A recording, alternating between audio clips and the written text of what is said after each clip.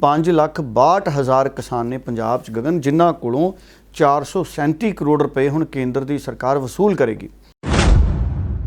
जो आप गुमराहकुन प्रचार कर रहे हैं कि 22 फसलों पे MSP सुनिश्चित कर दी है, सुनिश्चित तो पहले भी थी, हमें MSP पर परचेज की गारंटी चाहिए। और किते ना किते कैप्टन अमरिंदर इस वक्त इस दुचित्ती च ने गगन कि मंत्रिमंडल का विस्तार किवें ते कदों कीता जावे। देखो अज कांग्रेस दो दिन नहीं धोती जानी, जेड़ा मर्जी प्रधान बन जे। पर जिहड़ी विच आ माफ़ी वाली गल आ गई, ये मैनूं औखी लगदी है। सिद्धू दुनिया छड्ड सकदा, माफ़ी नहीं मंग सकदा। अगर कैप्टन अमरिंदर भी नवजोत सिंह सिद्धू नूं नहीं मिलदे तो नवजोत सिंह सिद्धू दा की कसना है।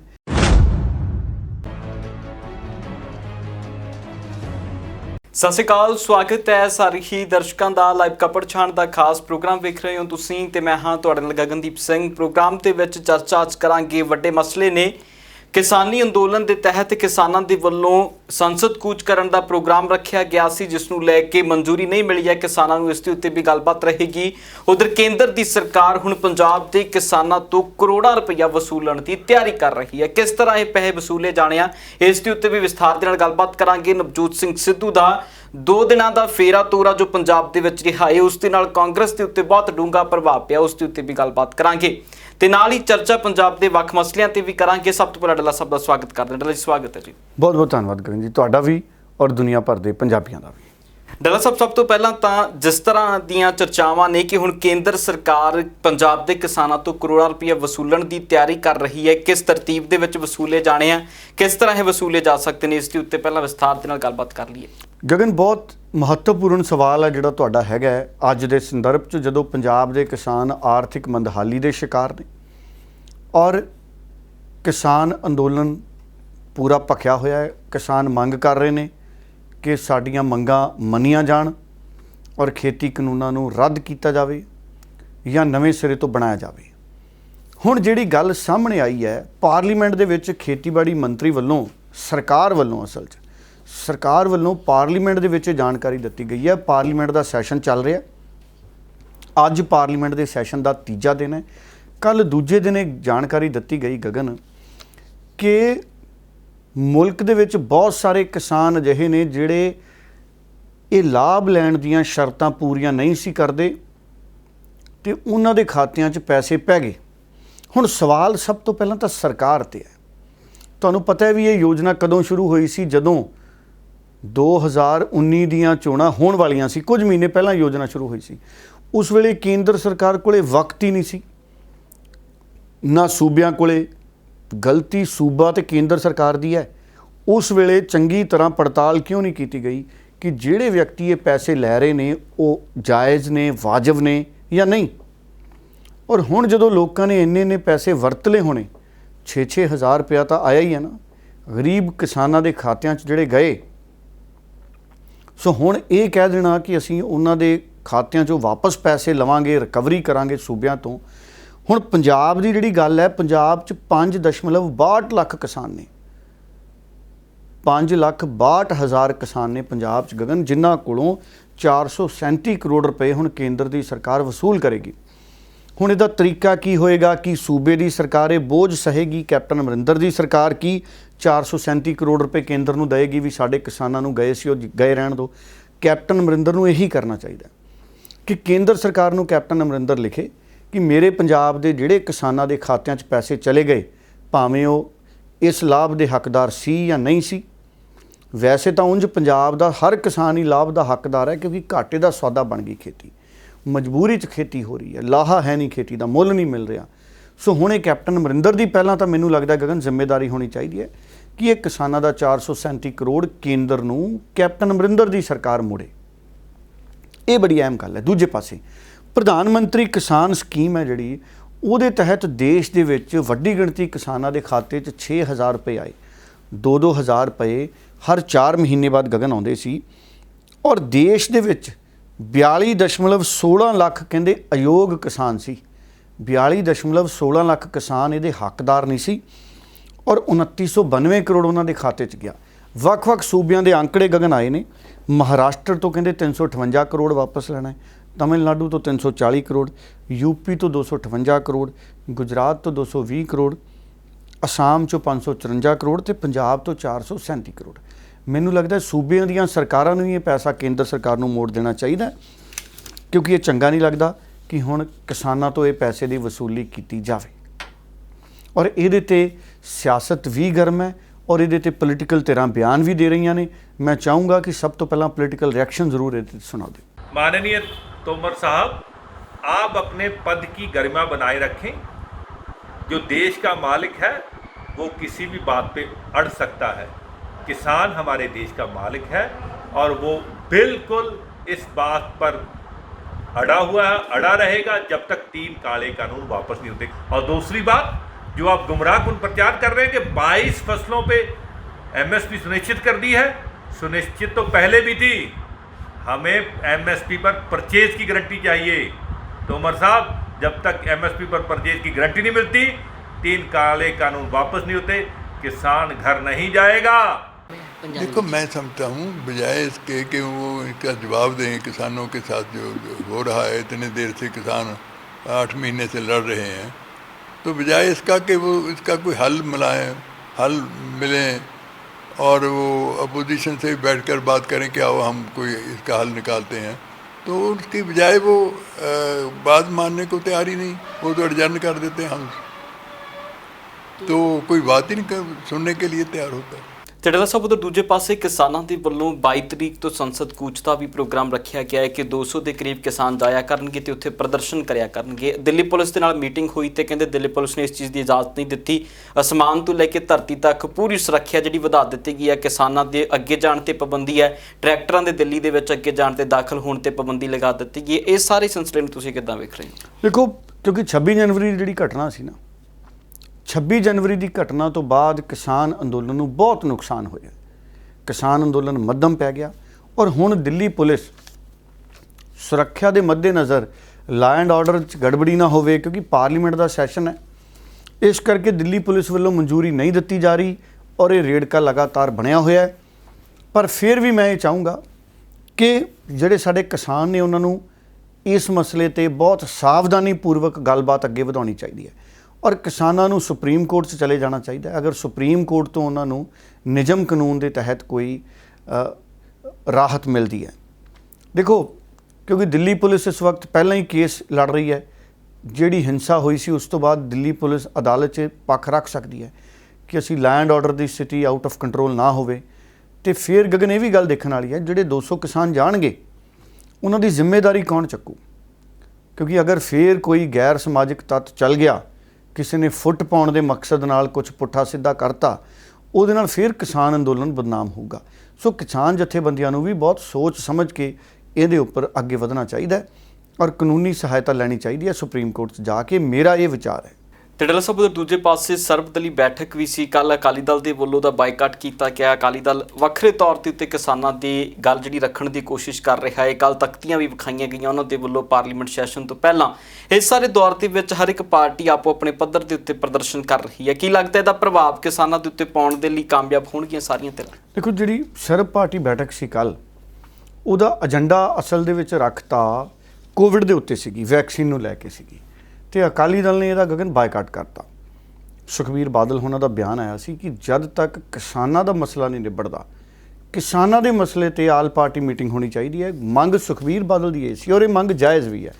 ਕਿਸਾਨਾਂ ਦੇ ਮਸਲੇ ਤੇ ਜ਼ਰੂਰ ਮੋਦੀ ਸਾਹਿਬ ਨੂੰ ਆਲ ਪਾਰਟੀ ਬੈਠਕ ਕਰਨੀ ਚਾਹੀਦੀ ਹੈ, ਜਿਹੜੀ ਹਾਲੇ ਤੱਕ ਨਹੀਂ ਹੋਈ। ਔਰ ਸੁਖਬੀਰ ਬਾਦਲ ਨੇ, ਅਕਾਲੀ ਦਲ ਨੇ ਕੱਲ ਇਸ ਮੀਟਿੰਗ ਦਾ ਬਾਈਕਾਟ ਕੀਤਾ ਔਰ ਇਹ ਵੀ ਕਿਹਾ ਸੁਖਬੀਰ ਨੇ ਕਿ ਜਦ ਤੱਕ ਆਲ ਪਾਰਟੀ ਮੀਟਿੰਗ ਕਿਸਾਨਾਂ ਦੇ ਮਸਲੇ ਤੇ ਨਹੀਂ ਹੁੰਦੀ, ਅਕਾਲੀ ਦਲ ਇਸ ਤਰ੍ਹਾਂ ਦੀਆਂ ਮੀਟਿੰਗਾਂ ਦਾ, ਆਲ ਪਾਰਟੀ ਮੀਟਿੰਗਾਂ ਦਾ ਬਾਈਕਾਟ ਕਰਦਾ ਰਹੇਗਾ। ਇੱਕ ਵਾਰੀ ਗੱਲ ਵੀ ਸੁਣਾ ਦਿਓ ਅਕਾਲੀ ਦਲ ਦਾ ਪੱਖ ਕਿਸਾਨਾਂ ਦੇ ਮਸਲੇ ਤੇ ਰਿਹਾ ਕੀ ਹੈ। ਅੱਜ ਸ਼੍ਰੋਮਣੀ ਅਕਾਲੀ ਦਲ ਦੇ ਮੈਂਬਰ ਪਾਰਲੀਮੈਂਟ ਨੇ ਬੀਐਸਪੀ ਨਾਲ ਪਾਰਲੀਮੈਂਟ ਹਾਊਸ ਦੇ ਬਾਹਰ ਵੀ ਧਰਨਾ ਦਿੱਤਾ ਤੇ ਪਾਰਲੀਮੈਂਟ ਦੇ ਅੰਦਰ ਵੀ, ਤੇ ਅਸੀਂ ਮਜਬੂਰ ਕਰ ਦਿੱਤਾ ਕਿ ਸੈਂਟਰ ਸਰਕਾਰ ਨੂੰ ਕਿ ਹਾਊਸ ਅਡਜਰਨ ਕੀਤਾ ਜਾਏ, ਤੇ ਉਹਨਾਂ ਨੇ ਅਡਜਰਨ ਕਰ ਦਿੱਤਾ। ਅੱਜ ਮੋਦੀ ਸਰਕਾਰ ਨੇ ਕੋਵਿਡ ਦੀ ਇੱਕ ਮੀਟਿੰਗ ਸੱਦੀ ਹੈ, ਆਲ ਪਾਰਟੀ ਮੀਟਿੰਗ, ਤੇ ਸ਼੍ਰੋਮਣੀ ਅਕਾਲੀ ਦਲ ਉਹ ਮੀਟਿੰਗ ਨੂੰ ਬਾਈਕਾਟ ਕਰ ਰਿਹਾ, ਕਿਉਂਕਿ ਅਸੀਂ ਬਾਰ-ਬਾਰ ਪ੍ਰਧਾਨ ਮੰਤਰੀ ਨੂੰ ਰਿਕੁਐਸਟ ਕਰ ਰਹੇ ਹਾਂ ਕਿ ਉਹ ਪੰਜਾਬ ਦੇ ਦੇਸ਼ ਦੇ ਕਿਸਾਨਾਂ ਦੀ ਜੋ ਭਾਵਨਾ ਉਹਨਾਂ ਨੂੰ ਸਮਝਣ, ਕਿਸਾਨਾਂ ਦੇ ਹੱਕ ਵਿੱਚ ਇੱਕ ਮੀਟਿੰਗ ਸੱਜਣ, ਸਾਰੀ ਪਾਰਟੀ ਦੀ ਮੀਟਿੰਗ ਸੱਜਣ ਤੇ ਇਹ ਕਾਲੇ ਕਾਨੂੰਨ ਤੋੜੇ ਜਾਣ। तो ਇਸ ਕਰਕੇ ਕਿਉਂਕਿ ਉਹ ਸੱਦ ਨਹੀਂ ਰਹੇ ਕਿ ਸ਼੍ਰੋਮਣੀ ਅਕਾਲੀ ਦਲ ਉਹਨਾਂ ਦੀ ਮੀਟਿੰਗ ਬਾਈਕਾਟ ਕਰ ਰਿਹਾ। ਅਸੀਂ ਲਗਾਤਾਰ ਜਦੋਂ ਤੋਂ ਇਹ 3 ਕਾਨੂੰਨ ਆਰਡੀਨੈਂਸ ਬਣੇ, ਭਾਵੇਂ ਕੈਬਨਿਟ ਦੇ ਅੰਦਰ ਬੈਠ ਕੇ ਉੱਥੇ ਵਿਰੋਧ ਕੀਤਾ, ਪੂਰਾ ਉਹ ਸਰਕਾਰ ਦਾ ਹਿੱਸਾ ਹੋਣ ਦੇ ਨਾਤੇ ਉਹ ਸਰਕਾਰ ਨੂੰ ਸਮਝਾਉਣ ਦੀ ਕੋਸ਼ਿਸ਼ ਕੀਤੀ ਕਿ ਕਿੰਨਾ ਵੱਡਾ ਵਿਰੋਧ ਹੈ, ਕਿੰਨਾ ਵੱਡਾ ਨੁਕਸਾਨ ਹੈ। ਸਾਨੂੰ ਆਸ਼ਵਾਸਨ ਦੇਣ ਦੇ ਬਾਵਜੂਦ ਕਿ ਇਹ ਸਾਰੇ ਮੁੱਦੇ ਤੁਹਾਡੇ ਹੱਲ ਕੀਤੇ ਜਾਣਗੇ, ਕਿਸਾਨਾਂ ਨਾਲ ਗੱਲਬਾਤ ਕੀਤੀ ਜਾਊਗੀ, ਜ਼ੋਰ ਤੇ ਜ਼ਬਰ ਦੇ ਨਾਲ ਇਹਨੂੰ ਕਾਨੂੰਨ ਬਣਾ ਦਿੱਤਾ ਗਿਆ। ਇਹਦੇ ਵਿਰੋਧ 'ਚ ਤੇ ਕਿਸਾਨ ਦੇ ਅੰਦੋਲਨ ਨੂੰ ਤਕੜਾ ਕਰਨ ਵਾਸਤੇ ਕੇਂਦਰੀ ਵਜ਼ੀਰੀ ਤੋਂ ਅਸਤੀਫਾ ਦਿੱਤਾ, 35 ਸਾਲ ਪੁਰਾਣਾ ਗਠਬੰਧਨ ਤੋੜਿਆ ਤੇ ਲਗਾਤਾਰ ਕਿਸਾਨ ਦੇ ਨਾਲ ਮੋਢੇ ਦੇ ਨਾਲ ਮੋਢਾ ਲਗਾ ਕੇ ਸ਼੍ਰੋਮਣੀ ਅਕਾਲੀ ਦਲ ਕਿਸਾਨਾਂ ਦੀ ਲੜਾਈ ਲੜਦਾ ਰਿਹਾ, ਕਿਉਂਕਿ ਸਾਡਾ ਪੰਜਾਬ ਇੱਕ ਕਿਸਾਨੀ ਸੂਬਾ ਹੈਗਾ, ਸਾਡਾ ਕਿਸਾਨ ਬਹਾਲ ਹੈਗਾ, ਖੁਸ਼ਹਾਲ ਹੈਗਾ ਤਾਂ ਪੰਜਾਬ ਖੁਸ਼ਹਾਲ ਹੈ।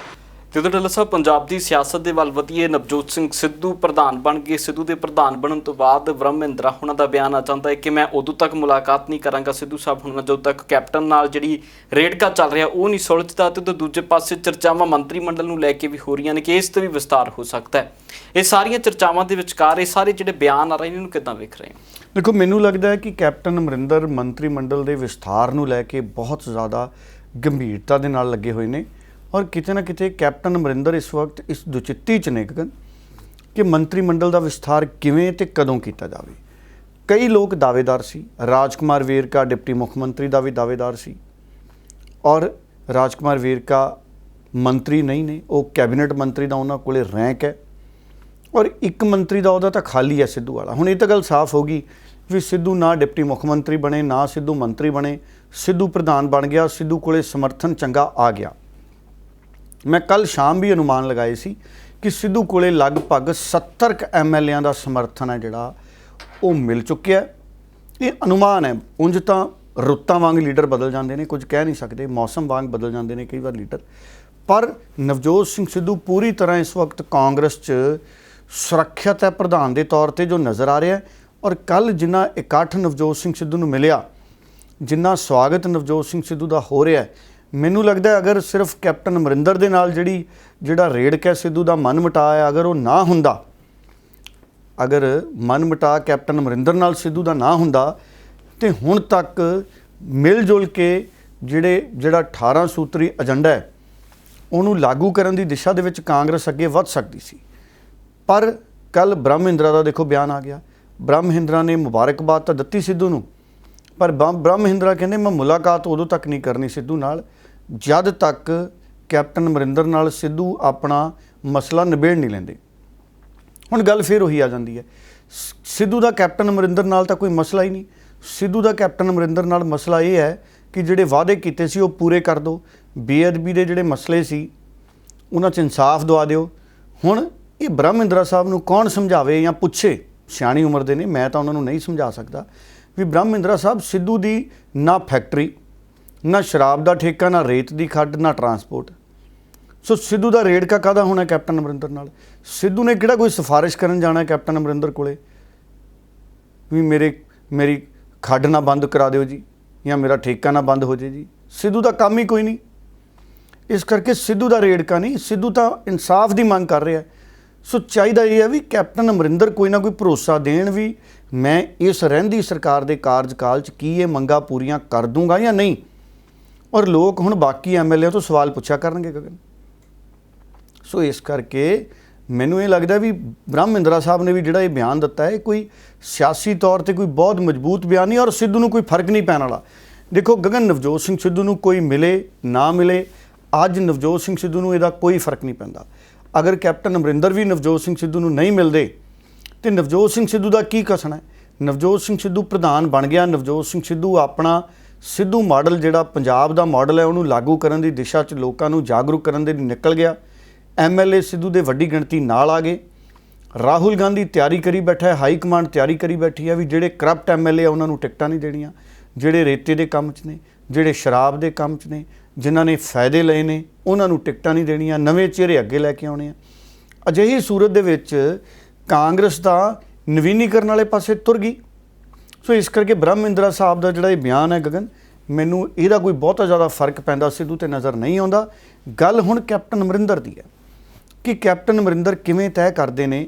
ਹੁਣ ਮਨਪ੍ਰੀਤ ਬਾਦਲ ਅੱਗੇ ਕਹਿੰਦਾ ਹੁੰਦਾ ਸੀ ਵੀ ਸਾਡੇ ਜਿਹੜਾ ਸਾਡਾ ਏਜੰਡਾ ਹੈ, ਮਨਪ੍ਰੀਤ ਬਾਦਲ ਕਹਿੰਦਾ ਸੀ 5 ਸਾਲ ਲਈ ਹੈ, ਅਸੀਂ ਪੂਰੇ 5 ਸਾਲ 'ਚ ਵਾਅਦੇ ਪੂਰੇ ਕਰਨੇ ਆ। ਲੈ ਹੁਣ ਮਹੀਨੇ 6 ਰਹਿ ਗਏ ਮਨਪ੍ਰੀਤ ਬਾਦਲ ਜੀ, ਲੋਕ ਸਵਾਲ ਕਰਿਆ ਕਰਨਗੇ ਜਦੋਂ ਬਠਿੰਡੇ ਜਾਇਆ ਕਰੋਗੇ। ਤੁਸੀਂ ਤਾਂ ਕਾਰ 'ਚ ਜਾਂਦੇ ਹੋ, ਕਿਸੇ ਦਿਨ ਬੱਸ 'ਚ ਜਾ ਕੇ ਦੇਖੋ, ਲੋਕਾਂ ਦੇ ਸਵਾਲਾਂ ਦਾ ਸਾਹਮਣਾ ਬੱਸ 'ਚ ਕਰੋ। ਸੋ ਇਸ ਕਰਕੇ ਪੰਜਾਬ ਦੀ ਜਿਹੜੀ ਸਿਆਸਤ ਹੈ ਉਹ ਇਸ ਵਕਤ ਬਹੁਤ ਵੱਡੇ ਟਰਨਿੰਗ ਪੁਆਇੰਟ 'ਤੇ ਹੈ, ਬਹੁਤ ਵੱਡੇ ਬਦਲਾਅ ਵਾਲੇ ਪਾਸੇ ਹੈ ਪੰਜਾਬ ਦੀ ਸਿਆਸਤ। ਔਰ ਪੰਜਾਬ ਦੇ ਲੋਕ ਬਹੁਤ ਗਹਿਰਾਈ ਦੇ ਨਾਲ ਸਿਆਸੀ ਪਾਰਟੀਆਂ ਨੂੰ ਦੇਖ ਰਹੇ ਨੇ, ਉਹਨਾਂ ਦੇ ਕਿਰਦਾਰਾਂ ਨੂੰ ਦੇਖ ਰਹੇ ਨੇ। ਔਰ ਇੱਥੇ ਜ਼ਰੂਰੀ ਇਹ ਵੀ ਹੈ ਕਿ ਨਵਜੋਤ ਸਿੰਘ ਸਿੱਧੂ ਆਪਣੇ ਵਿਜ਼ਨ ਨੂੰ, ਆਪਣੇ ਮਾਡਲ ਨੂੰ ਲੋਕਾਂ ਦੇ ਵਿੱਚ ਕਿਵੇਂ ਲੈ ਕੇ ਜਾਂਦੇ ਨੇ, ਲੋਕਾਂ ਤੋਂ ਸੁਝਾਅ ਕਿਵੇਂ ਲੈਂਦੇ ਨੇ, ਲੋਕਾਂ ਨੂੰ ਸਮਝਾਉਂਦੇ ਕਿਵੇਂ ਨੇ। ਸਿਆਸੀ ਤੌਰ 'ਤੇ ਕਾਂਗਰਸ 'ਚ ਨਵਜੋਤ ਸਿੰਘ ਸਿੱਧੂ ਬਾਰੇ ਜਿਹੜੇ ਖਦਸ਼ੇ ਸੀ ਗਗਨ ਕਿ ਸਿੱਧੂ ਨੂੰ ਪ੍ਰਧਾਨ ਨਹੀਂ ਮੰਨਣਾ, ਲੋਕ ਅਸਤੀਫਾ ਦੇ ਦੇਣਗੇ, ਤੁਹਾਨੂੰ ਲੱਗਦਾ ਕੋਈ ਅਸਤੀਫਾ ਦੇ ਦੂ? ਵੈਸੇ ਸਵਾਲ ਹੈ ਮੇਰਾ, ਜਿਹੜੇ ਕਹਿੰਦੇ ਸੀ ਕਾਂਗਰਸ 'ਚ ਨਾਰਾਜ਼ਗੀ ਹੋ ਜਾਊ, ਕਾਂਗਰਸ ਟੁੱਟ ਜੂ, ਇਹ ਤਾਂ ਭੰਗੜੇ ਪੈ ਰਹੇ ਨੇ। ਆ ਦੇਖੋ ਤਸਵੀਰਾਂ, ਸਿੱਧੂ ਦਾ ਥਾਂ ਥਾਂ ਸਵਾਗਤ ਹੋ ਰਿਹਾ, ਸਿੱਧੂ ਖਟਕੜ ਕਲਾਂ ਮੱਥਾ ਟੇਕ ਕੇ ਆਇਆ, ਸ਼ਹੀਦਾਂ ਨੂੰ ਨਮਨ ਕਰਕੇ ਆਇਆ, ਤੇ ਸਿੱਧੂ ਦਾ ਤਾਂ ਸਵਾਗਤ ਐਡਾ ਜ਼ੋਰਦਾਰ ਹੋ ਰਿਹਾ। ਕਾਂਗਰਸ ਤਾਂ ਇਕਜੁੱਟ ਹੋਈ ਲੱਗਦੀ ਹੈ ਗਗਨ। ਕਾਂਗਰਸ ਦੇ ਗੈਸੀ ਗੁਬਾਰੇ 'ਚ ਤਾਂ ਜਿਵੇਂ ਦੁਬਾਰਾ ਹਵਾ ਭਰੀ ਜਾਂਦੀ ਹੈ ਆਕਸੀਜਨ, ਉਹ ਕੰਮ ਹੋ ਗਿਆ। ਸੋ ਇਸ ਕਰਕੇ ਸਿੱਧੂ ਹੁਣ ਕਮਜ਼ੋਰ ਨਹੀਂ ਰਿਹਾ। ਹੁਣ ਸਵਾਲ ਕੈਪਟਨ ਅਮਰਿੰਦਰ ਤੇ ਲੋਕਾਂ ਨੇ ਕਰਦੇ ਰਹਿਣਾ, ਕਿਉਂਕਿ ਮੁੱਖ ਮੰਤਰੀ ਕੈਪਟਨ ਅਮਰਿੰਦਰ ਸਿੰਘ ਹੈ। ਦੇਖੋ ਜਦ ਤੱਕ ਨਵਜੋਤ ਸਿੰਘ ਸਿੱਧੂ ਔਰ ਕੈਪਟਨ ਅਮਰਿੰਦਰ ਇਕੱਠੇ ਨਹੀਂ ਹੁੰਦੇ, ਤਦ ਤੱਕ ਸਿੱਧੂ ਹੁਣ ਆਪਣਾ ਏਜੰਡਾ ਲਾਗੂ ਕਰਨ ਲਈ ਦਬਾਅ ਵੀ ਕਿਵੇਂ ਪਾਊਗਾ। ਜਿਹੜਾ 18 ਸੂਤਰੀ ਹਾਈ ਕਮਾਂਡ ਨੇ ਏਜੰਡਾ ਦਿੱਤਾ ਹੈ, ਕੈਪਟਨ ਅਮਰਿੰਦਰ ਤੇ ਸਿੱਧੂ ਦਬਾਅ ਵੀ ਕਿਵੇਂ ਪਾਊਗਾ। ਸੋ ਇਸ ਕਰਕੇ ਇਹ ਬਹੁਤ ਸਾਰੀਆਂ ਗੱਲਾਂ ਨੇ ਜਿਹੜੀਆਂ ਭਵਿੱਖ 'ਚ ਜਿਨ੍ਹਾਂ ਦਾ ਜਵਾਬ ਮਿਲੂਗਾ ਕੈਪਟਨ ਦੇ ਰੁਖ ਤੋਂ। ਹੁਣ ਕੈਪਟਨ ਅਮਰਿੰਦਰ ਕੀ ਕਰਦੇ ਨੇ? ਕੀ ਕੈਪਟਨ ਅਮਰਿੰਦਰ ਤੇ ਸਿੱਧੂ 'ਚ 2022 ਦੇ ਚਿਹਰੇ ਲਈ ਕੋਈ ਸਮਝੌਤਾ ਕਰਾਉਂਦੀ ਹੈ ਹਾਈ ਕਮਾਂਡ ਵੀ 1 ਸਾਲ ਕੈਪਟਨ ਅਮਰਿੰਦਰ ਤੁਸੀਂ ਮੁੱਖ ਮੰਤਰੀ ਰਹਿ ਲਿਓ ਤੇ ਬਾਕੀ ਸਮਾਂ ਸਿੱਧੂ ਮੁੱਖ ਮੰਤਰੀ ਰਹਿ ਲੂਗਾ, ਤਾਂ ਇਕੱਠੇ ਹੋ ਸਕਦੇ ਆ।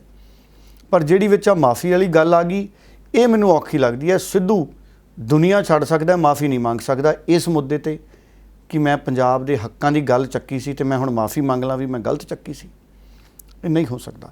ਬਾਕੀ ਜਿਹੜੀ ਮੰਤਰੀ ਮੰਡਲ ਦਾ ਵਿਸਥਾਰ ਵਾਲੀ ਗੱਲ ਹੈ ਗਗਨ, ਉਹਦੇ ਅਧਿਕਾਰ ਕੈਪਟਨ ਅਮਰਿੰਦਰ ਨੂੰ ਦੇਤੇ ਕਾਂਗਰਸ ਨੇ। ਔਰ ਕੈਪਟਨ ਅਮਰਿੰਦਰ ਹੁਣ ਸੋਚ ਰਹੇ ਨੇ ਕਿਹਨੂੰ ਮੰਤਰੀ ਲਾਇਆ ਜਾਵੇ, ਕਿਹਨੂੰ ਮੰਤਰੀ ਨਾ ਲਾਇਆ ਜਾਵੇ। ਮੈਨੂੰ ਲੱਗਦਾ ਹੈ ਅਗਰ ਕੈਪਟਨ ਅਮਰਿੰਦਰ ਨੇ ਜ਼ਿਆਦਾ ਬਦਲਾਅ ਨਹੀਂ ਕਰਨਾ ਤੇ ਰਾਜਕੁਮਾਰ ਵੇਰਕਾ ਨੂੰ ਪੂਰਾ ਮੰਤਰੀ ਬਣਾਇਆ ਜਾ ਸਕਦਾ, ਕਿਉਂਕਿ ਉਹ ਹਜੇ ਉਹਨਾਂ ਕੋਲੇ ਰੈਂਕ ਹੈ ਕੈਬਨਿਟ ਦਾ। ਤੇ ਜੇ ਇੱਕ ਅੱਧਾ ਮੰਤਰੀ ਕੋਈ ਹਿਲਜੁਲ ਕਰਦਾ ਵੀ ਹੋਇਆ ਜਾਂ ਕਿਸੇ ਨੂੰ ਬਦਲਣਾ ਵੀ ਹੋਇਆ ਤੇ ਫਿਰ ਨਵਤੇਜ ਚੀਮਾ ਮੰਤਰੀ ਬਣਨਗੇ ਜਿਹੜੇ ਸੁਲਤਾਨਪੁਰ ਲੋਧੀ ਦੇ ਵਿਧਾਇਕ ਨੇ। ਸੋ ਮੈਨੂੰ ਇਸ ਤਰ੍ਹਾਂ ਦੀਆਂ ਤਸਵੀਰਾਂ ਨੇ ਜਿਹੜੀਆਂ ਨਜ਼ਰ ਆ ਰਹੀਆਂ ਨੇ। ਪਰ ਸਿੱਧੂ ਕੱਲ੍ਹ ਦੱਬ ਕੇ ਵਿਧਾਇਕਾਂ ਨੇ ਸਿੱਧੂ ਦਾ ਸਵਾਗਤ ਕੀਤਾ। ਤੁਸੀਂ ਤਸਵੀਰਾਂ ਵੀ ਦਿਖਾਈਆਂ, ਤੁਸੀਂ ਬਿਆਨ ਵੀ ਸੁਣਾ ਦਿਓ ਸਿੱਧੂ ਦੇ ਚਾਹੁਣ ਵਾਲੇ ਜਾਂ ਸਿੱਧੂ ਦੇ ਸਮਰਥਕ MLA ਜਾਂ ਬਾਕੀ ਲੀਡਰ ਨੇ ਜਿਹੜੇ ਉਹਨਾਂ ਨੇ ਕਿੰਨਾ ਉਤਸ਼ਾਹ ਪੇਸ਼ ਕੀਤਾ। ਅੱਜ ਅਸੀਂ ਆਪਣੇ ਪੰਜਾਬ ਪ੍ਰਧਾਨ ਸ਼੍ਰੀ ਨਵਜੋਤ ਸਿੰਘ ਸਿੱਧੂ ਜੀ ਦੇ ਪ੍ਰਧਾਨ ਬਣਨ ਦੀ ਖੁਸ਼ੀ ਦੇ ਵਿੱਚ ਸਾਰੇ ਕਾਂਗਰਸੀ ਰੋਪੜ ਦੇ ਵਿੱਚ ਇਕੱਠੇ ਹੋਏ ਆ। ਸਾਰੇ ਕੌਂਸਲ ਸਾਹਿਬਾਨ, ਸਾਰੇ ਸ਼ਹਿਰ ਵਾਸੀ ਇਕੱਠੇ ਹੋ ਕੇ ਅਸੀਂ ਅੱਜ ਲੱਡੂ ਵੰਡੇ ਉਹਨਾਂ ਦੀ ਖੁਸ਼ੀ ਦੇ ਵਿੱਚ। 6 ਮਹੀਨੇ ਚ ਸਿੱਧੂ ਕਰ ਪਾਊਗਾ? ਇਹ ਕੈਪਟਨ ਸਾਹਿਬ ਨੇ ਵੀ ਵਧੀਆ ਕੰਮ ਕੀਤੇ ਆ ਜੀ, ਤੇ ਸਿੱਧੂ ਸਾਹਿਬ ਵੀ ਵਧੀਆ ਕੰਮ ਕਰਕੇ ਦਿਖਾਉਂਗੇ। 80 ਸੀਟਾਂ ਲੈ ਕੇ ਦਿਖਾਉਂਗੇ ਤੁਹਾਨੂੰ ਪੰਜਾਬ ਚੋਂ। ਨਹੀਂ ਕੋਈ ਇੱਦਾਂ ਦੀ ਕੋਈ ਗੱਲ ਨਹੀਂ ਜੀ, ਕੋਈ ਨਾਰਾਜ਼ਗੀ ਨਹੀਂ ਜੀ ਹੈ। ਦੇਖੋ ਮੈਂ ਕਹਾਂਗੀ ਕਿ ਪਾਰਟੀ ਹਾਈ ਕਮਾਂਡ ਨੇ ਸਮੇਂ ਦੀ ਨਜ਼ਾਕਤ ਨੂੰ ਦੇਖਦਿਆਂ ਔਰ ਵਰਕਰਾਂ ਦੀਆਂ ਭਾਵਨਾਵਾਂ ਨੂੰ ਸਮਝਦਿਆਂ ਜੋ ਇਹ ਫੈਸਲਾ ਕੀਤਾ, ਸਿੱਧੂ ਸਾਹਿਬ ਨੂੰ ਬਹੁਤ ਵੱਡੀ ਜ਼ਿੰਮੇਵਾਰੀ ਸੌਂਪੀ ਹੈ। ਅਸੀਂ ਸਾਰੇ ਇਸ ਪਾਰਟੀ ਹਾਈ ਕਮਾਂਡ ਦੇ ਫੈਸਲੇ ਦਾ ਸਵਾਗਤ ਕਰਦੇ ਹਾਂ। ਔਰ ਅੱਜ ਸਾਰੇ ਵਰਕਰ ਜਿਹੜੇ ਬਹੁਤ ਵੱਡੀ ਗਿਣਤੀ ਦੇ ਵਿੱਚ ਇੱਥੇ ਇਕੱਠੇ ਹੋਏ ਨੇ, ਬੜੀ ਗਰਮਜੋਸ਼ੀ ਦੇ ਨਾਲ ਅਸੀਂ ਸਿੱਧੂ ਸਾਹਿਬ ਦਾ ਸਵਾਗਤ ਕਰ ਰਹੇ ਹਾਂ। ਗੱਲ ਹੈ ਜੀ, ਮੈਂ ਇਸ ਗੱਲ ਨੂੰ ਮੰਨਦੀ ਹਾਂ ਕਿ ਸਾਡੇ ਵਿੱਚ ਕੁਝ ਕਮੀਆਂ ਰਹਿ ਗਈਆਂ, ਲੇਕਿਨ ਅਸੀਂ ਸਾਰੇ ਰਲ ਕੇ ਇਹ ਮਸਲਾ ਜਿਹੜਾ ਪੂਰੇ ਪੰਜਾਬ ਦਾ ਹੈ, ਸਾਰੇ ਰਲ ਕੇ ਇਕਜੁੱਟ ਹੋ ਕੇ ਅਸੀਂ ਵਰਕਰ ਸਾਡੀ ਸਮੁੱਚੀ ਟੀਮ ਕਾਂਗਰਸ ਪਾਰਟੀ ਦੀ ਅਸੀਂ ਪੰਜਾਬ ਦੀ ਬਿਹਤਰੀ ਲਈ ਕੰਮ ਕਰਾਂਗੇ। ਕਿਹਾ ਜਾ ਰਿਹਾ ਬਿਲਕੁਲ ਇਹੋ ਜੀ ਕੋਈ ਗੱਲ ਨਹੀਂ ਹੈ। ਕਾਂਗਰਸ ਪਾਰਟੀ ਇੱਕ ਹੈ, ਅਸੀਂ ਸਾਰੇ ਇੱਕ ਪਰਿਵਾਰ ਦੇ ਮੈਂਬਰ, ਅਸੀਂ ਸਾਰੇ ਇਕੱਠੇ ਹੋ ਕੇ ਇਹ ਜਿਹੜੀ 2022 ਦੀ ਅਗਲੀ ਚੋਣ ਹੈ ਜਿਹੜੀ ਲੜਾਂਗੇ। ਦੇਖੋ ਅੱਜ ਕਾਂਗਰਸ ਦੁੱਧ ਨਾਲ ਨਹੀਂ ਧੋਤੀ ਜਾਣੀ, ਜਿਹੜਾ ਮਰਜ਼ੀ ਪ੍ਰਧਾਨ ਬਣ ਜੇ। ਮੈਨੂੰ ਇੱਕ ਗੱਲ ਦੀ ਸਮਝ ਆਈ ਕਿ ਪ੍ਰਧਾਨ ਬਣ ਗਿਆ, ਇੱਕ ਗੱਲ ਦਾ ਮੈਨੂੰ ਅਜੇ ਨਹੀਂ ਸਮਝ ਆਉਂਦਾ ਵੀ ਐਕਟਿਵ ਪ੍ਰਧਾਨ ਦਾ ਕੀ ਮਤਲਬ ਹੁੰਦਾ ਹੈ। ਮੇਰੇ ਅਨੁਸਾਰ ਤੇ ਹੁੰਦਾ ਹੈ ਮੈਂ ਪ੍ਰਧਾਨ ਹੈ, ਮੰਨ ਲਓ ਜੋ ਮੈਂ ਪ੍ਰਧਾਨ ਹਟ ਜਾ ਤੇ ਐਕਟਿੰਗ ਪ੍ਰਧਾਨ ਬਣਦਾ, ਜਦ ਪ੍ਰਧਾਨ ਨਾ ਹੋਵੇ ਐਕਟਿੰਗ ਪ੍ਰਧਾਨ ਉਹ ਹੁੰਦਾ। ਹੁਣ 4 ਐਕਟਿੰਗ ਪ੍ਰਧਾਨ ਦਾ ਅਜੇ ਸਲਾਹਕਾਰ ਤੇ ਬਣ ਸਕਦੇ ਆ, ਸਹਿਯੋਗੀ ਤੇ ਬਣ ਸਕਦੇ ਆ, ਪਰ ਇਹ ਲੋਲੀਪੌਪ ਕਾਹਦੇ ਲਈ ਦੇਈ ਜਾਂਦੇ ਵੀ ਐਕਟਿੰਗ ਪ੍ਰਧਾਨ ਦਾ ਮਤਲਬ ਚਲੋ ਇਹਦਾ ਅਹੁਦੇ ਦਾ ਕੀ ਫਰਜ਼ ਹੈ, ਮੈਨੂੰ ਸਮਝ ਨਹੀਂ ਆਉਂਦੀ, ਸਮਝ ਨਹੀਂ ਆਈ। ਇਹਦਾ ਮਤਲਬ ਕਿ ਉਸ ਪ੍ਰਧਾਨ ਤੇ ਕੌਨਫੀਡੈਂਸ ਨਹੀਂ ਪਾਰਟੀ ਨੂੰ, ਤੇ ਪਤਾ ਨਹੀਂ ਕਿਹੜੀ ਵੇਲੇ ਨੂੰ ਲਾਉਣਾ ਪੈਣਾ ਤੇ ਫਿਰ ਦੂਜਾ ਬਣਾਉਣਾ ਪੈਣਾ। ਦੇਖੋ ਜੀ, ਨਾ ਹੋਏ ਤੇ ਨਾ ਹੋਣੇ। ਉਹੀ ਕਹਿੰਦਾ ਰਿਹਾ ਵੀ ਨਸ਼ੇ ਨਹੀਂ ਮੁੱਕੇ, ਮੈਂ ਤਾਂ ਕੈਪਟਨ ਦੇ ਖਿਲਾਫ ਹੈ। ਉਹੀ ਕਹਿੰਦਾ ਰਿਹਾ ਕਿ ਨੌਕਰੀਆਂ ਨਹੀਂ ਮਿਲੀਆਂ, ਮੈਂ ਤਾਂ ਕੈਪਟਨ ਦੇ ਖਿਲਾਫ ਹੈ। ਉਹੀ ਕਹਿੰਦਾ ਰਿਹਾ ਕਿ ਬਰਗਾੜੀ ਦਾ ਜਿਹੜਾ ਹੱਲ ਨਹੀਂ ਹੋਇਆ, ਸਜ਼ਾਵਾਂ ਨਹੀਂ ਮਿਲੀਆਂ, ਮੈਂ ਕੈਪਟਨ ਦੇ ਖਿਲਾਫ ਹੈ। ਉਹਨੇ ਕਿਹਾ ਸੁਖਜਿੰਦਰ ਰੰਧਾਵਾ ਇੱਦਾਂ ਦਾ, ਫਲਾਣਾ ਇੱਦਾਂ ਦਾ, ਅੱਜ ਫਿਰ ਇਕੱਠੇ ਹੋ ਗਏ। ਕੀ ਉਹ ਮੁੱਦੇ ਅੱਜ ਹੋ ਗਏ? ਕੀ ਕਰਜ਼ਾ ਲੈ ਗਏ ਕਿਸਾਨਾਂ ਦਾ? ਕੀ ਕਿਸਾਨਾਂ ਨੂੰ ਇਨਸਾਫ ਮਿਲ ਗਿਆ? ਇਹ ਸਾਰੀਆਂ ਚੀਜ਼ਾਂ ਤੇ ਤੁਸੀਂ ਜਾਣੋ ਨਾ। ਉਹਦੀ ਆਉਣ ਨਾਲ ਕਿਤੇ ਉਹ ਦੁੱਧ ਨਾਲ ਧੋਤ ਨਹੀਂ ਦਿੱਤੀ ਆਪਾਂ ਕਾਂਗਰਸ, ਨੀਤੀਆਂ ਤੇ ਉਹੀ ਹੈ ਜੋ ਰਹਿਣੀਆਂ ਸੀ। ਹਾਂ, ਇਹ ਹੈ ਇੰਨਾ ਫਰਕ ਪੈ ਗਿਆ ਵੀ ਮੈਂ ਉੱਥੇ ਸਵੇਰ ਤੋਂ ਆਈ ਹਾਂ, ਮੇਰੇ ਖਿਆਲ ਸਾਰੇ ਰਾਜ ਕੰਧਾਂ ਬਣਾਈਆਂ ਹੋਈਆਂ ਲਾ ਕੇ ਬੋਰਡ ਉਹਦੇ। ਸੋ ਇਹ ਖਾਸ ਮਸਲੇ ਸੀ ਜਿਨ੍ਹਾਂ ਦੇ ਉੱਤੇ ਅੱਜ ਦੇ ਪ੍ਰੋਗਰਾਮ ਦੇ ਵਿੱਚ ਚਰਚਾ ਕੀਤੀ ਹੈ। ਫਿਰ ਅਗਲੇ ਪ੍ਰੋਗਰਾਮਾਂ ਦੇ ਵਿੱਚ ਇਸੇ ਤਰ੍ਹਾਂ ਗੱਲਬਾਤ ਜਾਰੀ ਰੱਖਾਂਗੇ। ਫਿਲਹਾਲ ਦੇ ਲਈ ਇਜਾਜ਼ਤ। ਬਹੁਤ ਬਹੁਤ ਧੰਨਵਾਦ ਜੀ। ਬਹੁਤ ਧੰਨਵਾਦ।